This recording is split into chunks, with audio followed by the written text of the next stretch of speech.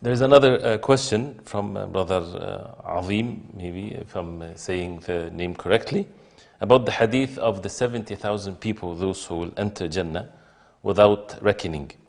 And the Prophet ﷺ said that the first category about these people is when those who do not ask for Ruqya.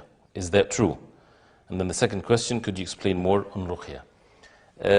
This is true that the Prophet ﷺ, when he was asked about the 70,000, those who would enter Jannah without reckoning, the Prophet ﷺ said, هُمُ الَّذِينَ لَا يَسْتَرْقُونَ وَلَا يَكْتَوُونَ وَلَا يَتَطَيَّرُونَ وَعَلَى رَبِّهِمْ يَتَوَكَّلُونَ. The first thing that the Prophet ﷺ said, that they do not seek Ruqya. They don't ask for Ruqya for someone else. So this is true, and we have to be careful with what it means. First of all, is it permissible for someone to ask for Ruqya from someone else? Yes, it is permissible. But if a person wants to be in that high level of tawakkul and relying upon Allah subhanahu wa ta'ala, as the hadith mentioned, these are the very special righteous people, they don't ask for it.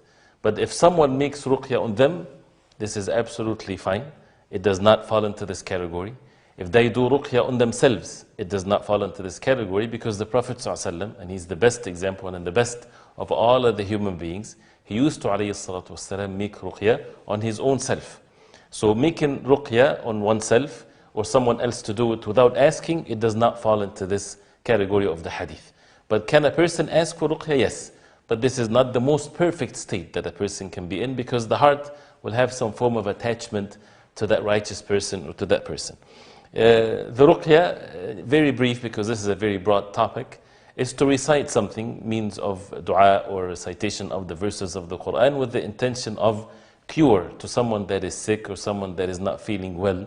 And the best, of course, is to recite some verses of the Quran or the dua from the Prophet ﷺ, that the Prophet ﷺ used to do that for his grandsons and so on, or any general dua, as long as there's no shirk, associating partners with Allah subhanahu wa ta'ala with it, or calling other than Allah, as long as it's permissible. But of course the best is with verses of the Quran like Surah Al-Fatiha, the last 3 surahs, and Ayatul Kursi and the like of that, and the hadith and the ad'iyah, the du'as of the Prophet sallallahu alaihi wasallam.